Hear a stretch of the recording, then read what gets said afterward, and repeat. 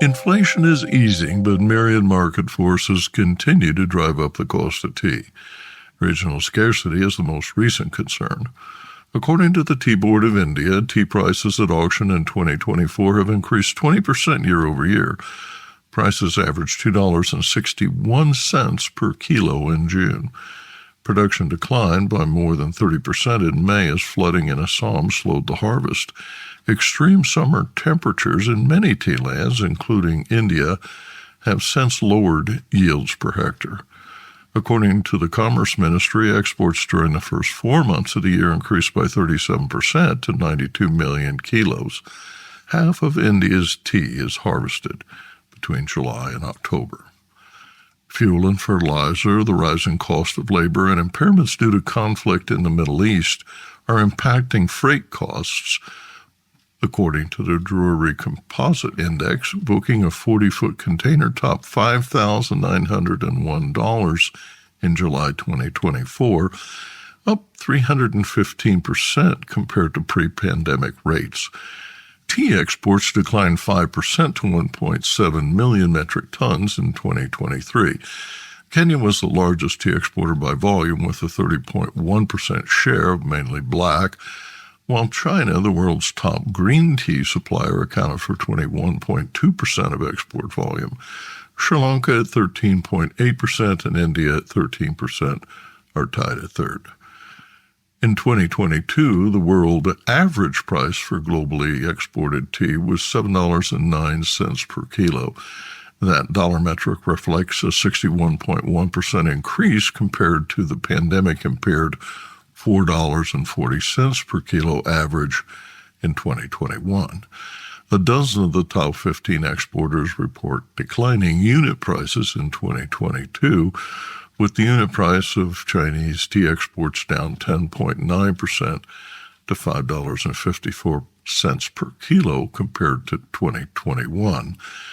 Tea exported by Japan, much of which was matcha, earned the highest value by far, averaging $26.72 per kilo, followed by Taiwan oolongs valued at $12.40 per kilo average.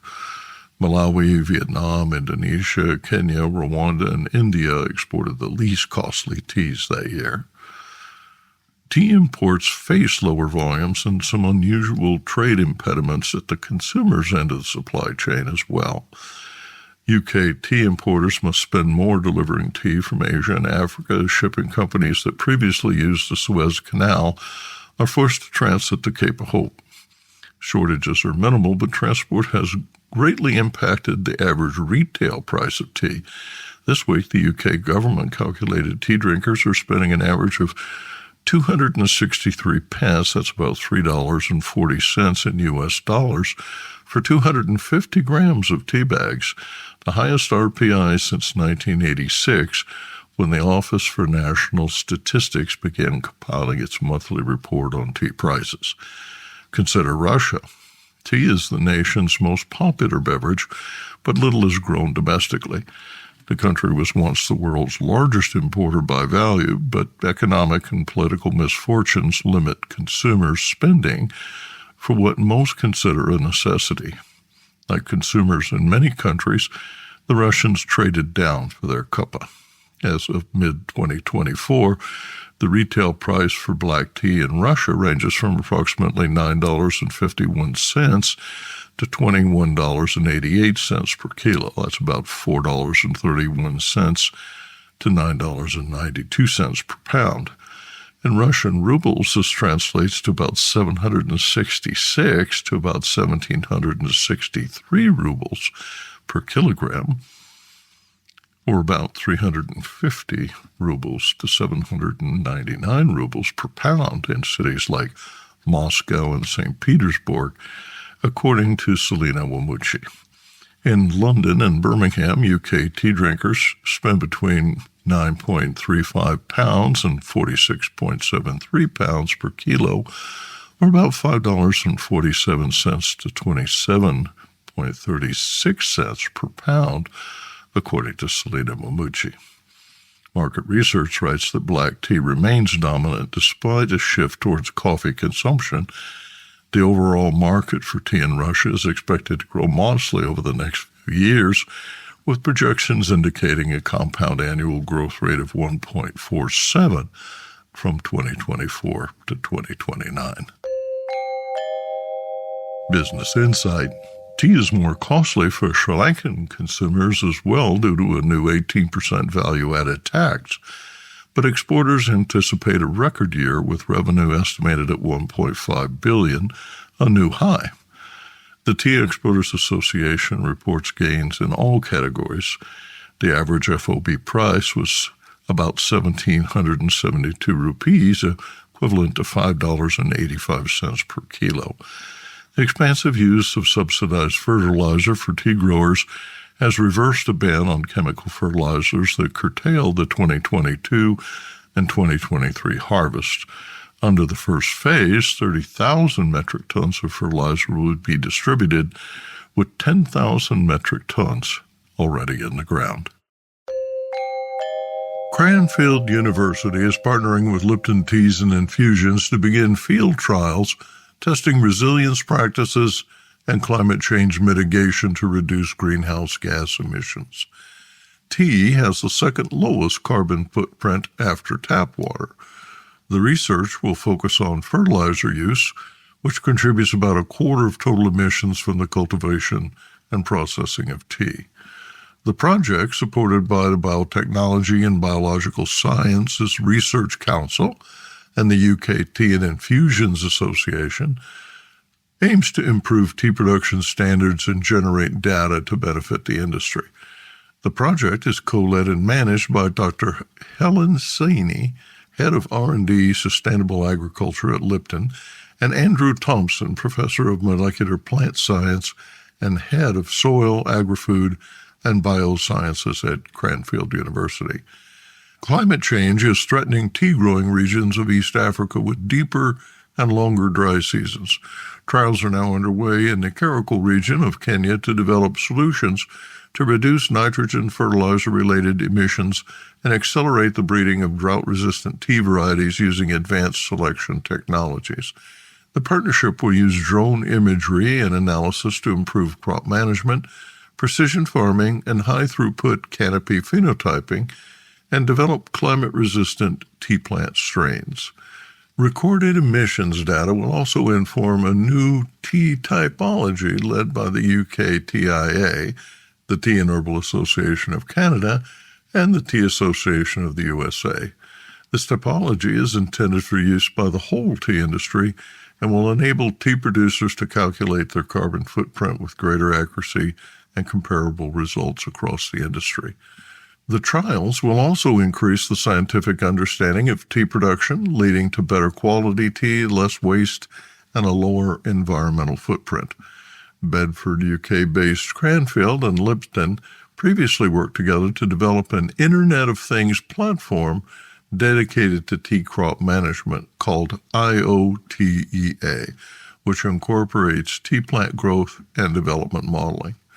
The research finding will contribute to industry-wide progress through the Lipton Tea Innovation and Technology Academy curricula.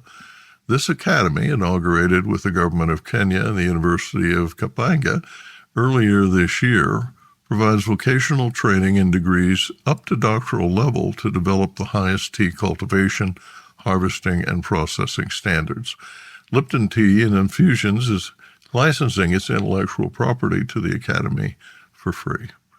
Lipton's Chief Research and Innovation Officer, Tessa Hansen, said, quote, "Combining our experience with Cranfield University's specialist research capabilities will enable us to identify the key innovations this industry requires. We are moving fast because climate change will not wait. Our profound thanks go to BBSRC and UKTIA as this multi-million-euro project will support the entire tea industry and further our mission to create value for all." End quote. A California federal judge ruled that R.C. Bigelow's claim that its tea is manufactured in the USA, quote, is literally false, end quote. The decision is a partial victory for a certified class of tea consumers As the company now faces a potential class action trial, lawyers may press for damages and ask a jury to determine Bigelow's state of mind on the question of misrepresentation and fraud. On Monday, Judge Dean Pregerson of the U.S. District Court for the Central District of California denied a summary judgment for Fairfield, Connecticut-based Bigelow Tea, the largest specialty tea retailer in the U.S. The judge ruled that it is undisputed that the tea in question is grown and processed in foreign countries. The court rejected the argument that the phrase, quote, manufactured in the USA, end quote, refers only to the tea bags and not to the loose-leaf tea within them. The judge said in the order, quote, the tea leaves inside are vital to the tea bags as consumers purchase tea bags for the tea itself, end quote. In fact, the tea leaves are not only a component part of the tea bag, they are the very essence of the tea bag. Consumers purchase the products for the consumable, the tea, which just so happens to be conveniently packaged in a bag for steeping, he wrote. Bigelow Tea President and CEO Cindy Bigelow told TBiz, quote, we bring in tea from all around the world, including many ingredients from the United States. Those ingredients are then tested, blended, and aged. When the recipes are ready, the tea blends are put into tea bags in one of our 3 manufacturing facilities in the United States. We produce 2.2 billion tea bags from the teas we blend from around the world. Quote, we are very proud of the fact that all our tea bags are blended and packaged in the USA, end quote, she said. Kimberly Banks and Carol Cantwell filed the class action in 2020, saying they purchased the Bigelow tea, quote, because they reasonably believe, based on the packaging and advertising, that these products are American-made, end quote. Asserting that the teas are manufactured in the USA violates the California Consumers Legal Remedies Act and common law fraud, intentional misrepresentation, and a breach of express warranty, according to the plaintiffs. In an article published in Law 360 describing the ruling, quote, Bigelow argues that the plaintiffs could not have relied on the manufactured in the USA statement because there was insufficient exposure to it or evidence it was materially relied upon. But the judge rejected those assertions. Bigelow contends the statement was not big enough on the back of the box. Judge Pregerson said even though the challenge statement is on the back of the box, it is set off to the side in bold type. Quote, the defendant has not pointed to any evidence to rebut the presumption of class-wide exposure, he wrote.